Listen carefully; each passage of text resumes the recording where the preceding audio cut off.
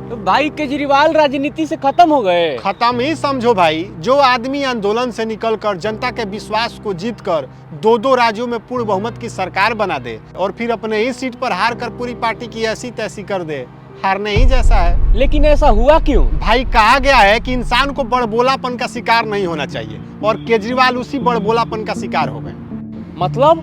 जो वादा किए ठीक उसका उल्टा किए। बोले घर नहीं लूंगा, शीश महल बनवा डाले। बोले गाड़ी नहीं लूंगा, चार्टर्ड प्लेन में घूमते दिखते हैं। कांग्रेस, टीएमसी, डीएमके, लालू किसको भ्रष्ट नहीं कहा और फायदे के लिए उन्हीं लोगों के गोद में लौट गए। ओहो, जनता को बुड़बक समझ लिए थे। भाई जनता का छोड़ो, जिसने उनको मदद करके यहाँ तक पहुँचाया, प्रशांत भूषण, योगेंद्र यादव, कुमार विश्वास, सबको पार्टी से बाहर फेंक दिए और अब राघव चड्ढा को फेंकने के चक्कर में थे। तब तक राघव चड्ढा इनका झूंगा लाला करके वॉशिंग मशीन में गोथा मार दिए। लेकिन भाई कुछ भी कहो, ये बेचारे केजरीवाल तो कहीं के नहीं रहे। अपने ही संविधान बनाए थे पार्टी का कि एक आदमी एक ही पद पे बैठेगा। सीएम का भी पद ले बैठे थे और संयोजक पद भी।